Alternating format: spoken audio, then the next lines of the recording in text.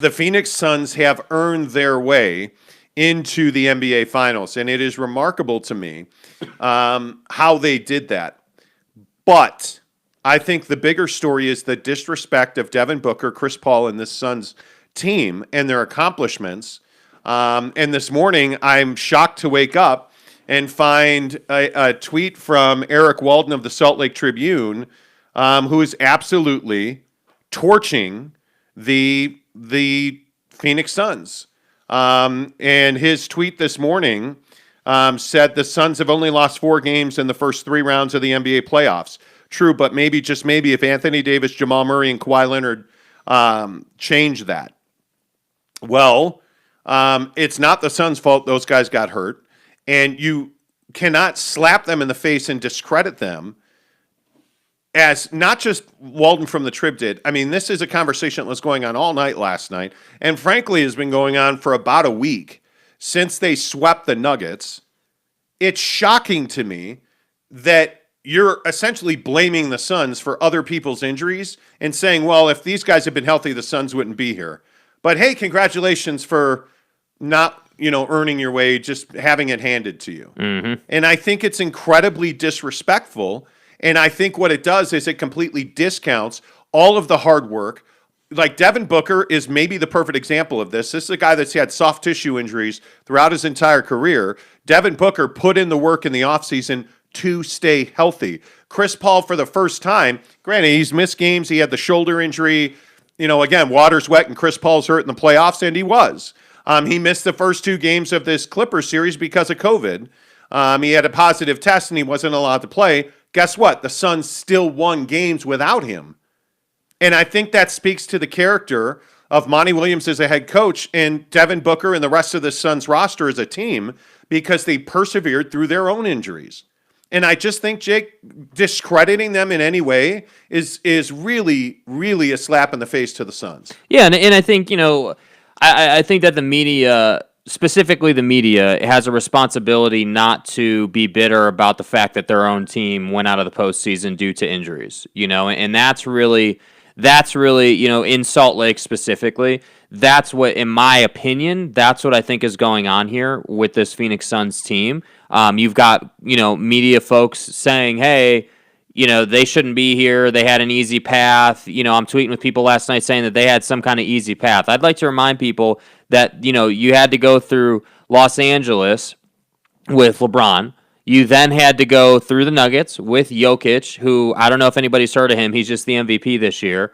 And then you had to go through the Clippers with Paul George. So I don't think that they had an easy path. And I think the what this is really showing you is the bitterness of the way the Jazz went out. Because if you think about it, the Jazz lose to this same Clippers team without Kawhi Leonard.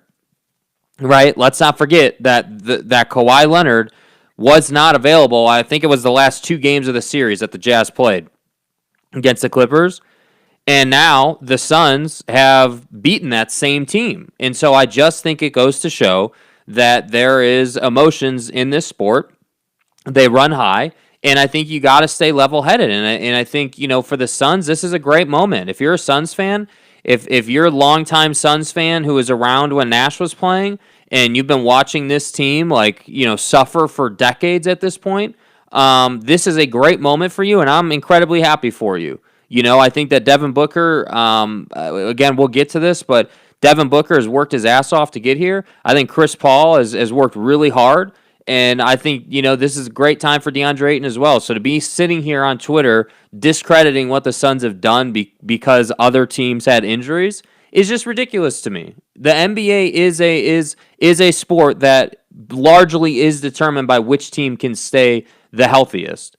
So what we should be doing is we should be saying, hey, let's give the Suns credit for staying healthy. Let's give the Suns credit for persevering when Chris Paul was out, instead of saying, oh, well, they somehow had an easy path, or somehow, they don't deserve to be here. That to me can't happen. That's right. In sports. That just can't happen. And, the interesting thing is this has turned into a complete farce on Twitter now. But look, and I'll talk specifically about Eric Walden in the Salt Lake Tribune. I don't read the Tribune very often. Frankly, I am I enjoy The Athletic because of Tony Jones. I've known Tony a lot of years. I think Tony is the best NBA guy in this market. I know you're not a huge fan, but I think Ben Anderson does a very nice job with the NBA at KSL.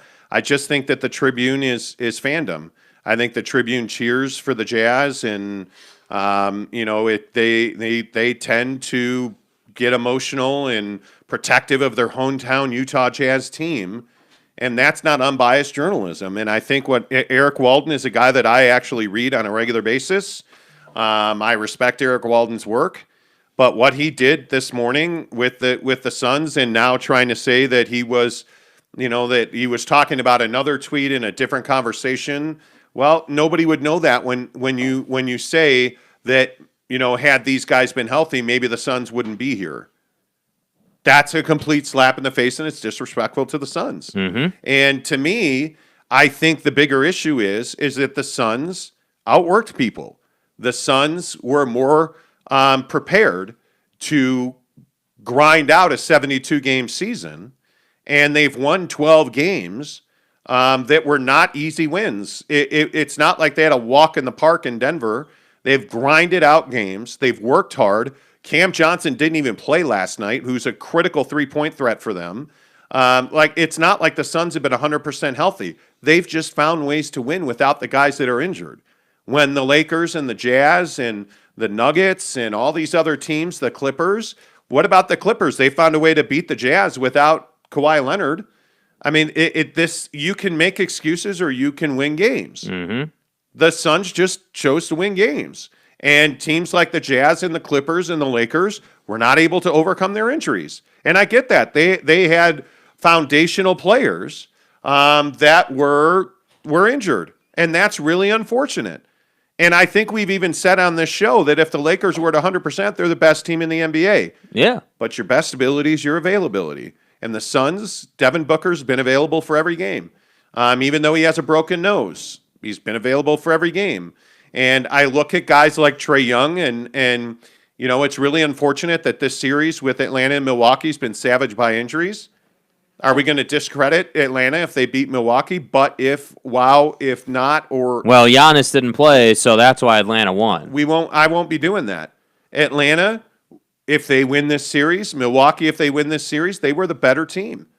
Regardless of who was what and where and when, whoever wins the 4 games first is the better team, and they will go on to play for an NBA championship. Yes. This is the discrediting the Lakers because they won a championship in the bubble, which is arguably the most difficult championship that anybody's ever won. I'm not going to discredit teams that win games and achieve at a very high level. Chris Paul and Devin Booker played pretty freaking fabulous basketball last night. And they did it against a team that has persevered and worked their asses off and ran out of gas, frankly, in the LA Clippers. Yeah. And I don't think that that's a knock against the Suns. I actually think that it's a credit to the Suns, and we should be complimenting them for persevering and staying healthy and working hard. And Monty Williams making incredible adjustments from Game 5 to Game 6. But instead, we're talking about if Jamal Murray had been healthy or if AD and LeBron had been healthy. I'm not willing to disrespect the Suns like that. They've come too far and they've worked too hard.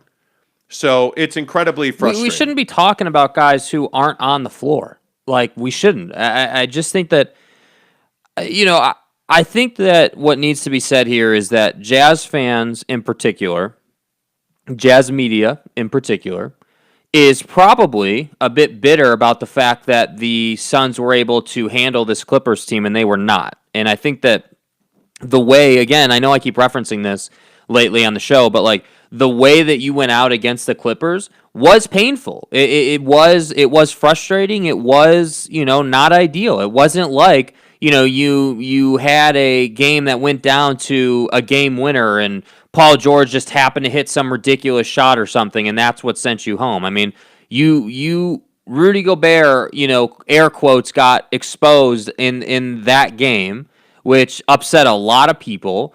And, you got outclassed. And I think that, if you're a Jazz fan, you're sitting here saying, man, like, how is this Suns team doing it? They don't have anybody. Who the hell is Cam Johnson? Who's Cam Payne? Like, who are these guys? This is so ridiculous.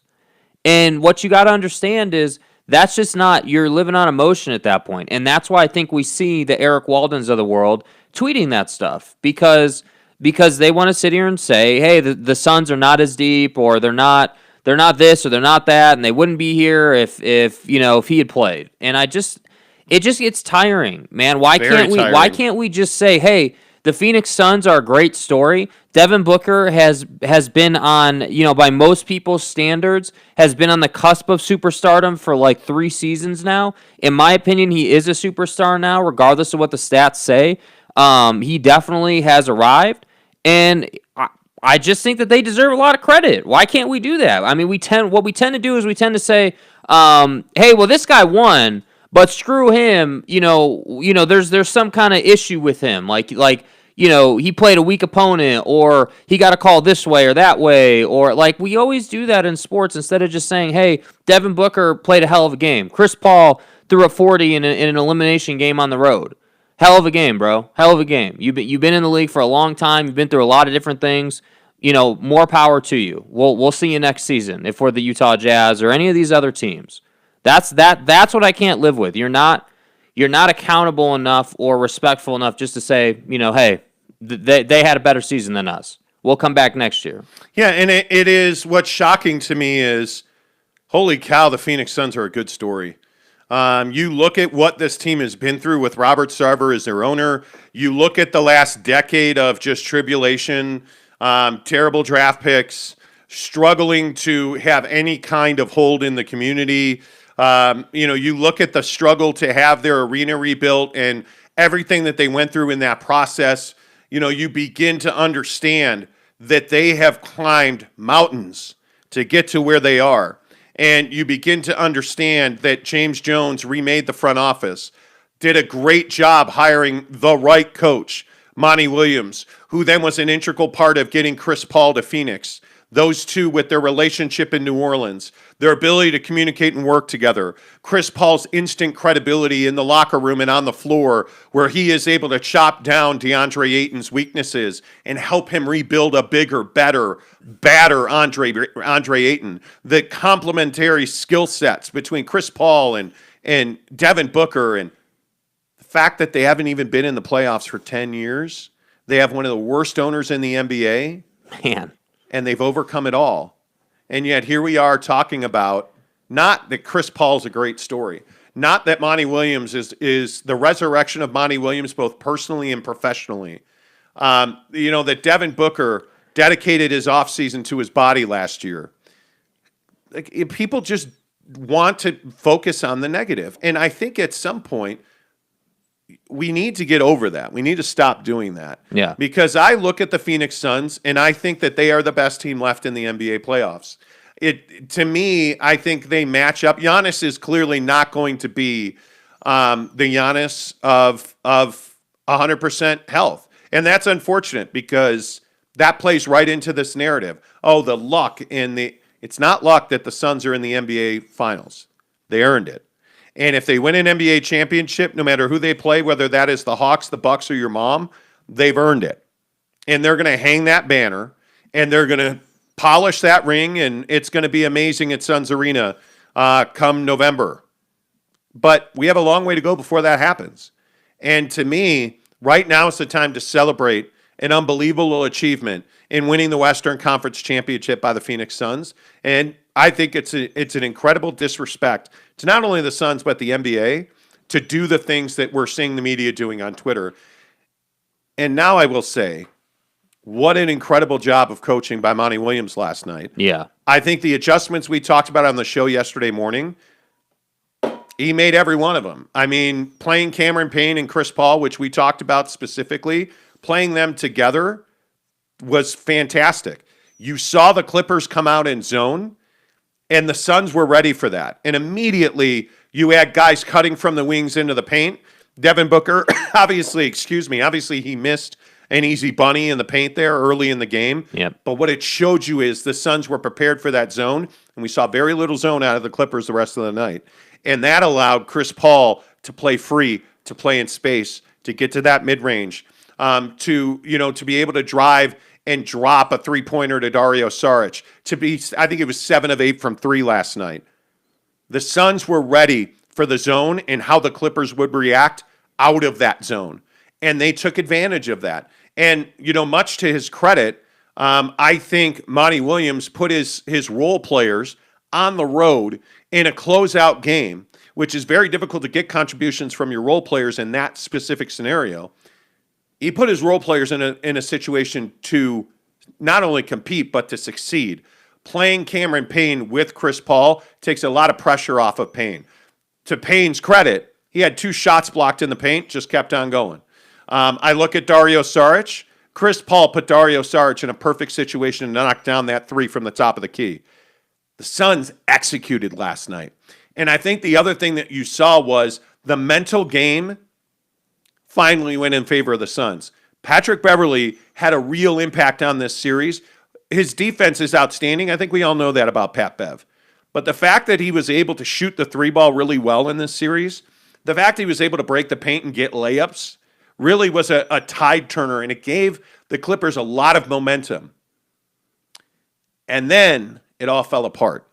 The talking, the chirping. I think it changed at the leg sweep the other night. Mm-hmm. Chris Paul started winning. From the moment that Pat Bev swept those legs out, Chris Paul started winning. And I think when you see that mental game throughout the ball game last night, certainly Patrick Beverley had moments, but the shove of Chris Paul was the final indication that Chris Paul had gotten over on Patrick Beverley. And I will again say the same thing that we said when the playoffs started. Yeah. You can't have Patrick Beverley on your team and hope to win a championship. Mm-hmm. DeMarcus Cousins, was the elbow really an elbow? Yeah, it was thrown with intent. Did Chris Paul act? Absolutely, he flopped. No doubt about it. But DeMarcus Cousins gave him the opportunity to do that.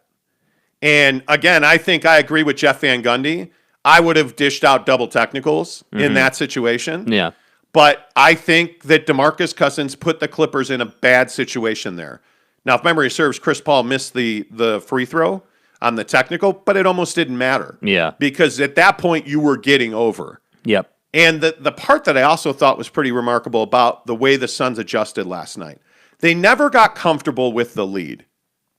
You know what I mean? Like, they never took their foot off the gas. I think it would be easy to be up 15 points with whatever that was, 3 minutes to go, when Jay Crowder, who also shot the lights out last night. Oh, yeah, he did.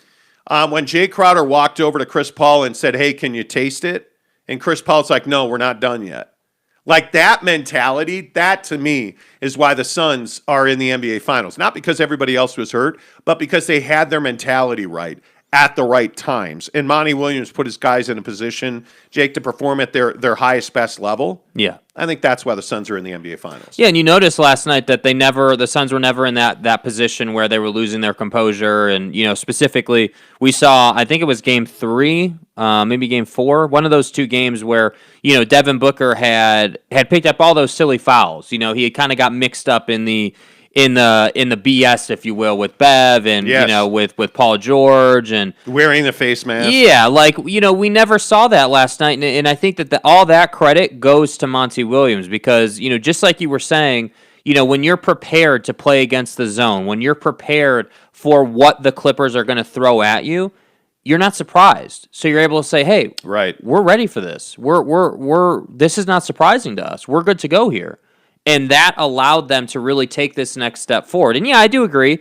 Chris Paul not never giving in and even up 15 when the game was not in question anymore, still saying, hey, we need to stay locked in until it's over, until the clock expires, and then we can celebrate. I think you got to give him a lot of credit for that. I think too often in NBA games, you see guys get comfortable, and then it's like literally, Yes. a turnover here, turnover there, and all of a sudden the Clippers are storming back and have all the momentum, and you're on the road. And now here comes the narrative about Chris Paul can't win a playoff series. So yeah, I think they deserve all the credit in the world. Yeah, let's get some of the comments in here this morning, and we always appreciate you guys being here. Thank you so much for supporting the show. Thank you for watching every day, listening on podcast. Liking, subscribing. We really do appreciate you. Driftwood says first in. Congratulations. Good morning to you. Eric C. says morning, fellas. Morning. Hi, Eric.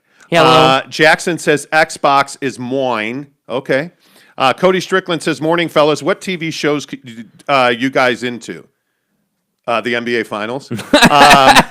Notice. All due respect, Cody. We're not at. Hey, what TV shows are you guys into season yet? Mainly because the basketball season isn't over yet. Well, it is in Utah. Cody Strickland and Cody also says, "Can I get some Growcock?" I miss our guy. Yeah, I don't know where I he miss went, our man. guy. You know, I really miss our guy. By the way, TV shows real quick. Deadliest Catch, Chicago PD. I have pretty much every episode in the Yes. DVR. I think Mrs. Monty, who is the true hero in this home for dealing with me. I think Mrs. Monty is probably tired of watching Chicago PD reruns.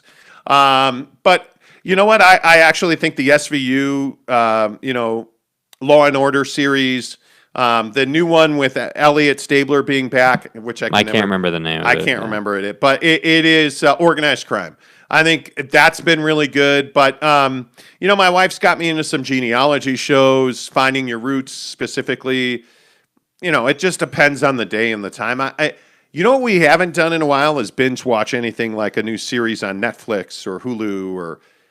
There hasn't really been that like Firestorm series that There has like hasn't come been. out and like must watch. No. Driftwood says Chris Paul was awesome last night. That's something that never has come out of my mouth before. Yeah, absolutely. James Knight said, love Pat Bev not taking Chris Paul's crap. Patrick Beverly probably shoved his way out of the league last night. Yeah, dude got Are had, you man. serious? Come on, James. Pat Beverly got. Sleepy is tired. Says Pat Bev is a punk. Dude was talking all series and couldn't handle taking the L. Yeah, and that's the thing that's amazing. And they said that on the broadcast last night. I mean, they said it without saying it. So I think it was Mark Jackson who had said, it's all fun and games when you've got the lead and everything if you're Pat Bev, but it's funny what happens when the tides are turned. And I believe the terminology he used was something to the effect of, it's funny what happens when the rabbit has the chip or something like that. No, it's funny what happens when the rabbit's got the gun. Yeah. It's the saying. Yeah. And it's true. I mean, I think Patrick Beverly really had earned himself a bunch of money. I think he's a guy that a lot of people maligned because he plays on a very thin line. Patrick Beverly plays with a lot of emotion, a lot of intensity. His defense is very close to, foul and flagrant foul on a lot of bases. I mean, that swing he took on DeAndre Ayton's head last night, I was really surprised they didn't call that a flagrant foul. But that's who Patrick Beverly is. And it's all good until he runs up behind Chris Paul and shoves him in the back. Mm-hmm. And it's I just don't think you can have that guy in your team if you want to win a championship.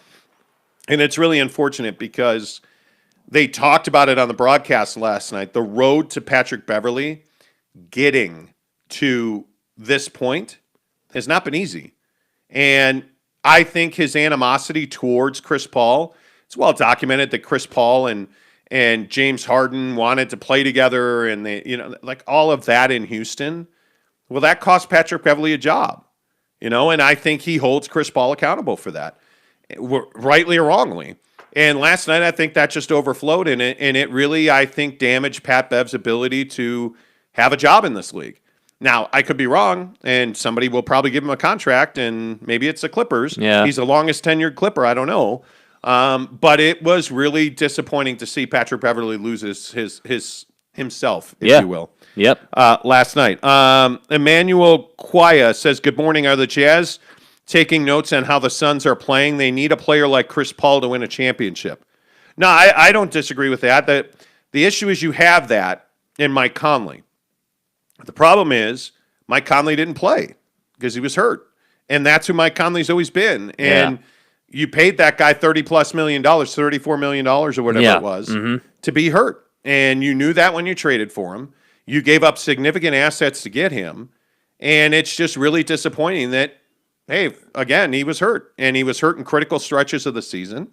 He was hurt in the playoffs. And that's why I say, like, if I'm the Utah Jazz and I am rebuilding this roster, I'm letting Mike Conley walk away. Well, and I think that's why, the Mike Conley situation, what happened to Rudy Gobert, the fact that Don was playing on one leg, I think that's why there's so much bitterness and frustration in the Jazz fan base and in the media, because at the end of the day, you're watching this Suns team who is largely built on guys they drafted. I think the only two guys that they've really brought in who play, I guess it's three who they brought in. They've obviously brought in Campaign. You bring in Jay Crowder, and then obviously Chris Paul was like the huge name. So those three guys are really the glue guys that kind of bring your draft picks that you've been developing. They bring all that together. So you kind of take that model and you apply it to the Jazz, and you're sitting here saying, who are our draft picks again? Who are the guys that we're building the team around? Well, and I think the development of DeAndre Ayton, if the guy ever learns to consistently catch and hold the ball, you see the ball get knocked out of his hands a lot, and he doesn't catch the ball very well. That's the weakness in his offensive game, and certainly his defense has to improve, but he grew leaps and bounds in this postseason. So made himself a lot of money. Yeah, I give that credit to Chris Paul. I think if you're the Utah Jazz, the thing about the Jazz is that in my opinion, when you try to shoot 53s a game, I just don't see that you're going to win. I mean, we had this discussion on Twitter last night. I'm telling you, the mid-range game wins you championships. It is, in my opinion, the reason that the Clippers are where they were. They relied very heavily on the three, of course, but you look at Paul George, before Kawhi Leonard got hurt, Paul George was an elite mid-range player. Kawhi was an elite mid-range player. Yeah. I think you look at the Phoenix Suns, their two best players are elite in the mid-range, in Book and CP3. It's one of the best attributes that Donovan Mitchell has. The problem is when you rely so heavily on that three ball, you tend to lose the mid-range game. And so guys like, pick your poison on this roster. Joe Ingles, Bojan Bogdanovic. I would love to see Jordan Clarkson play more in the mid-range, and I think we saw that as the season went on. He clearly wants to shoot a three every time he gets the ball. Yeah. And the problem with that is when you play more mid-range, it lessens Rudy Gobert's impact offensively. Mm-hmm. So I just think that if you're going to win a championship and you're going to consistently win games in this league, at least in the postseason, you got to have a mid-range game. Well, and I think if you take an NBA floor, there's in the league, right? The NBA floor is kind of broken down into three sections, right? You've got the outside the 3-point section, tier 1, mid-range is tier 2, under the basket is tier 3. You've got to be able to be dynamic enough to score at all three levels. Right. And the Jazz as a roster are not. You're either scoring under the basket or from three. And most times it's from three. And that's what I think you see. This is not unique to the Suns. Again, as you were just saying, the Clippers play the mid-range all the time. You've got Morris, who thrives on the block. You've got Kawhi, PG, Reggie Jackson has a nice little mid-range game, although he's more than capable of hitting a bunch of threes. Even Terrence Mann. I know he's known for hitting all those threes against Rudy, but you see what he's able to do when he gets into the paint. So I just think that the Jazz have got to find a way to get more balance, because the more balance you can get, the more adjustments that Quinn can make. And if you give Quinn Snyder more ways to win a ball game, he's going to win more ball games. And that's what I think we're seeing with the Suns. That's why they're advancing. They have more ways to beat you on a reliable basis. Yeah, I think it's one of those interesting roster build construction things. Mm-hmm. When you sign free agents, I think it's certainly something that you have to look at, and you have to build your roster with it. So I think the Jazz are absolutely taking lessons. James says every team the Suns played in the postseason had players injured or had players hurt as a matter of fact, but that's not to say the Suns didn't deserve what they got. The Suns can only beat the teams that are on the floor in front of them. That's all they can do. And to fault them for other guys not being healthy, I think is ridiculous. Yeah, it is. LVL 307 says Walden sour graping. Yeah, it could be. I just think that it is, again, with Walden or the media, I just expect better. When you cover this game for a living, you don't cover basketball, baseball, football, volleyball. You cover the NBA. I expect better. That's the difference with the media versus, with all due respect, versus a fan. Media members are paid not to be a fan. They're paid to watch the game and understand what's actually going on, which is part of the reason why we've been pretty much right on everything with the Jazz, because we watch the game, we understand what's happening. And that's why when I see a guy, and it's not unique to Walden, like Walden just happened to be today's flavor, right? We see this all the time. When I see somebody of his stature in the media running out, hey, well, the Suns shouldn't be here because of injuries, I'm just like, dude, like, come on, man. Like, you're a professional writer. Like, be better. That's the feeling I get. Whether we're talking injuries or you want to have the gimmick conversation with the Jazz, like, you just be better. That's all I'm asking. Just be better. Yeah, and listen, I again will say I think Eric Walden's very good at what he does. There's a reason I follow him on Twitter. There's a reason that when I see it, I read it. I just think that the Salt Lake Tribune tends to be fanboy, and I think sometimes you wind up when you're I'm not going to say pandering, but when you're playing to a fan base and you're trying to I would guess empathize with fans. Like, I think you're doing those fans a disservice, and you need to. That's why, like, previously when everyone was like, "Oh, this guy went after the Jazz," can you believe it? Well, it is a little shocking the Salt Lake Tribune went after the Utah Jazz. Yes, it is. That's exactly right. But if Tony Jones had gone after the Utah Jazz, that's not shocking. No, I mean, you have to keep it real.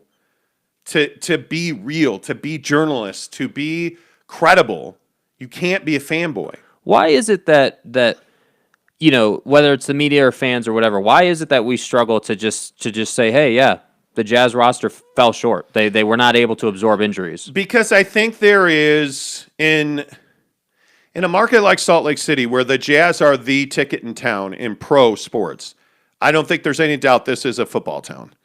But when the Utah Jazz are the professional team in town, I think there's a lot of people who worry about the objectivity and, oh man, if the Jazz are upset with me, I might not get my sit down, or I might not get, like, instead of just doing the job and having a well-formed, well thought out, sourced opinion, you're trying to play to a team so that you can play to a fan base.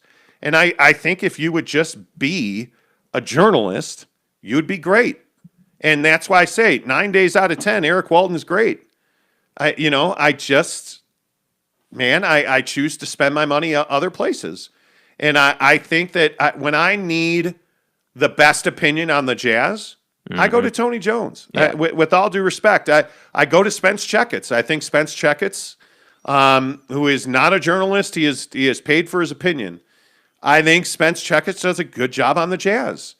That's where I tend to spend my money. I think those are the informed, well taken opinions. And this is very similar in Phoenix. I think that we have a real shortfall of truly good opinion, objectivity on specifically the Arizona Cardinals.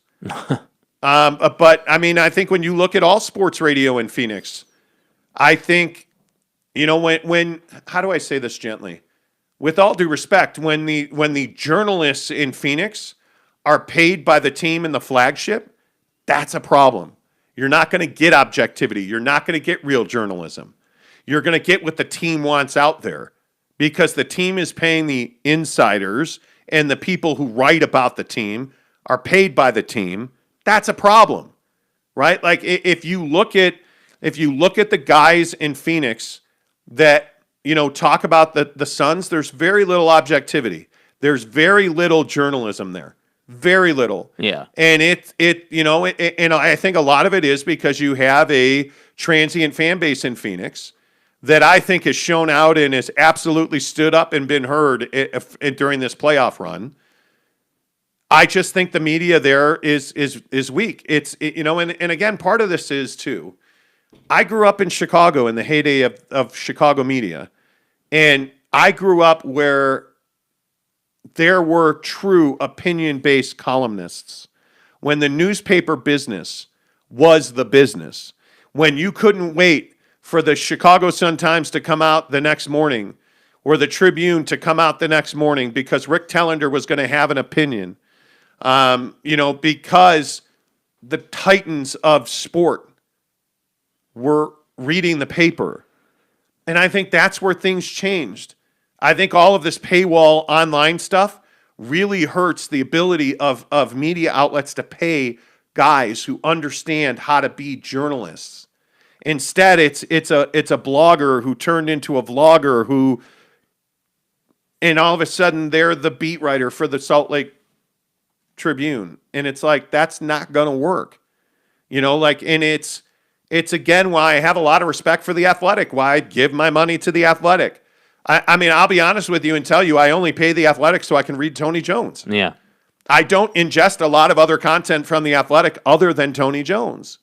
And I think it is, and the thing here is that you get really good Utah BYU coverage. Yes. That just does not exist with the Utah Jazz. It doesn't. And I think that's why, and even I look at the KSLs of the world, I look at the Deseret News, the outlets that cover the Jazz here in Salt Lake City, very much like the outlets that cover the Suns in Phoenix.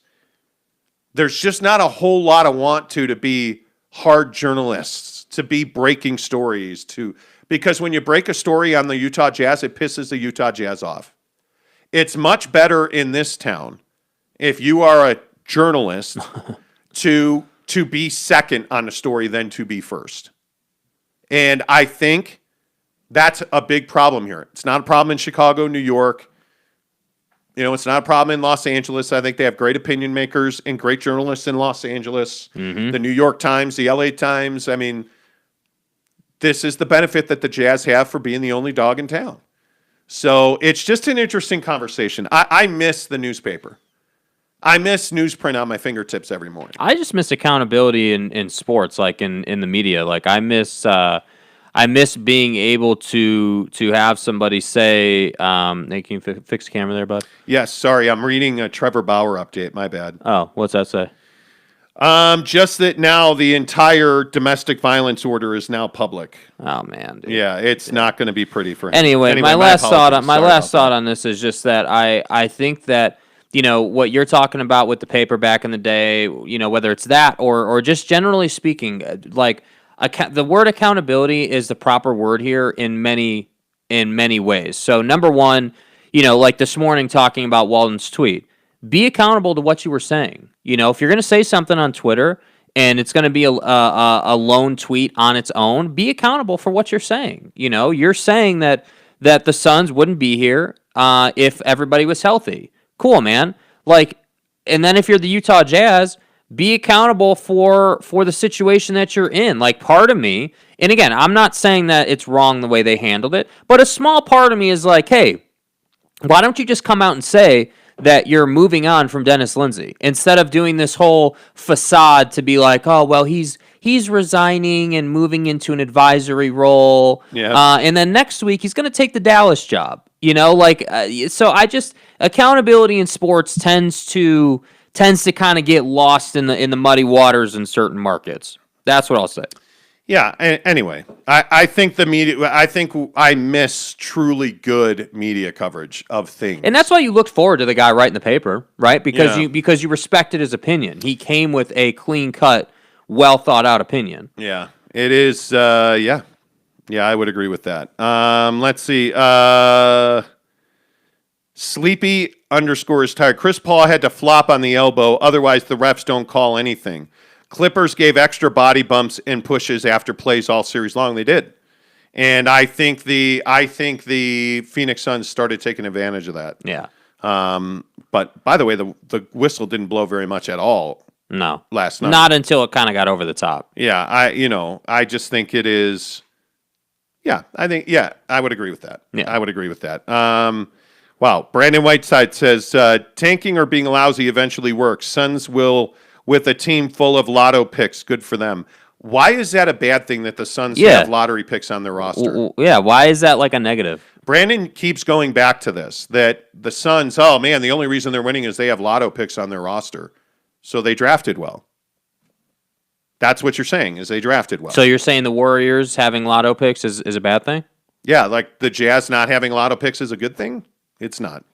Nathan Johnson Vlog says, I know how to fix the Jazz. Feed Rudy Gobert heaps of trenbolone. Get him up to 275 pounds of lean, mean French man, and let's become the second coming of Shaq. Okay. Good luck with that. So you made Rudy a heavier guy that still can't shoot. Exactly right. Yeah. Shaq couldn't shoot either. I'm just saying bulk Rudy up to the point where he just bullies everybody. Yeah, but what's the problem with that take? The problem is Rudy's a soft Euro player who doesn't want to be that kind of guy. Shaq wanted to break you in half. I had the great fortune of covering Shaq in his prime with the Lakers. Shaq wanted to break you in half. He hated everybody on the other side of the court. I mean, he was a vicious, dominant, the most dominant player I've ever seen. Yeah. Shaq was unbelievable. And I think most people agree with that. Like, single player, most dominant, for sure. Yeah, I just think that, I think Rudy doesn't have that gene in his body. And I think that's going to make it very difficult for him to ever be a dominant player. I think that's just what it is. Brandon says Tony Jones is a New York Knicks fan, and the Jazz fans drool all over him. He's overrated. I don't care about bias, but Tony is not it.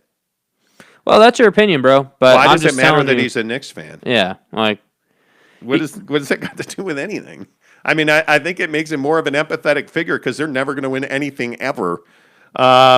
Red Heart Norvis says, I know it was a joke to bulk Rudy to dominate, but I'm suggesting a legit improvement to Rudy's game. Well, that's a different conversation. Yeah, that's a different conversation. Yeah. If Rudy doesn't need a jump shot, he needs the ability to dribble a basketball and finish. That's what he needs. You need to be able to throw him the ball on the block with his back to the basket. And right now you can't do that. And it's cool that Rudy comes out in warmups and shoots threes, but I'm a huge believer in practicing shots you take in games, and Rudy doesn't do that apparently.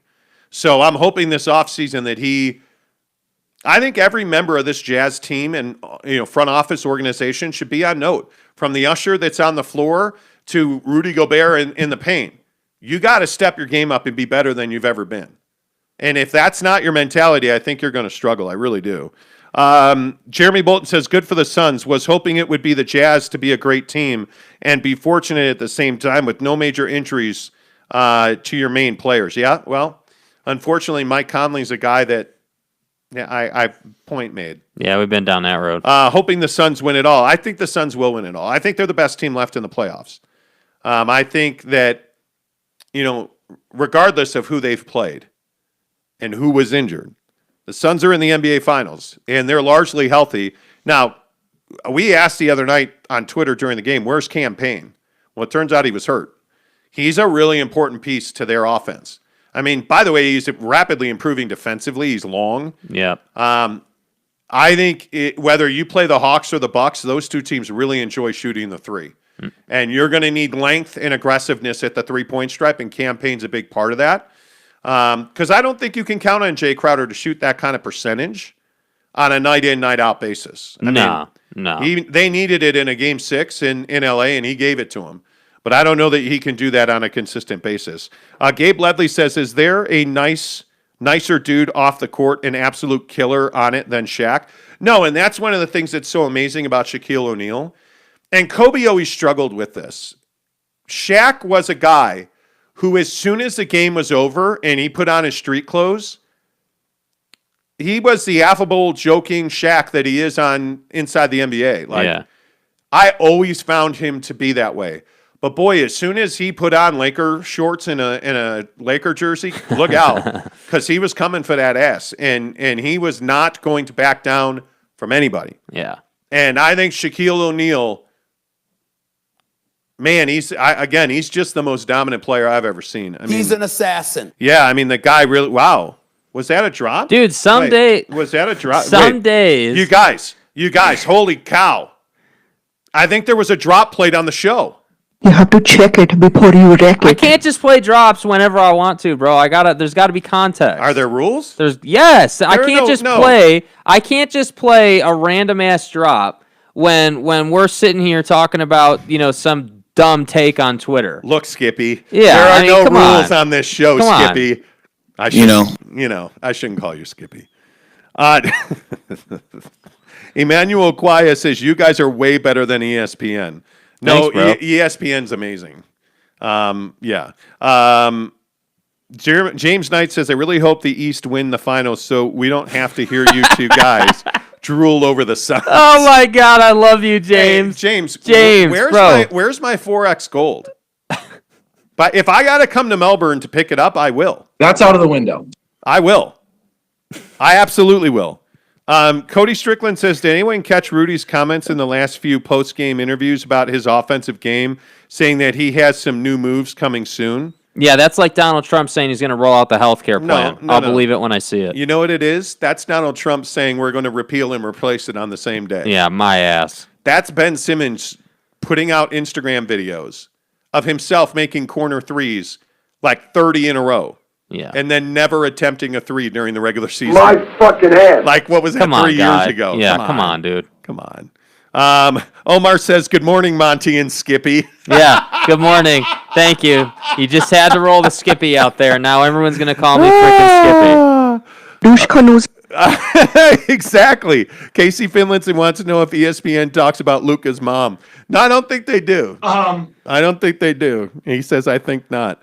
All I have to say is, where in the hell is Growcock, Jeremy Bolton? Yeah, seriously. I don't know where he is. Can James go find Growcock for us, please? Yeah, James Knight, did Growcock get eaten? Whoa. Did Growcock get eaten by one of those huge carpenter spiders or wherever the hell those huge Yeah. No, I'm things are good, dude. in I'm Australia? Australia, mate! He's probably putting some shrimp on the bobby. Okay, What you want me to say to that? Yeah, what's he supposed to say? You know. James, I'm serious. I'll come to Melbourne and pick up that 12er of and I want a 12er now, not a 6er. Yeah. That 12er of 4X gold, I'll come to Melbourne and pick it up. I want it. I'm not going near Growcock, man. James Knight says. That's my guy. Red Heart Norvis, I know the Suns will go all the way, but I'll root for either East team just to make it interesting. Man, dude. Red Heart Norvis, why do you hate me? What have I ever done to you? Root for the Suns. Devin Booker's a sex machine.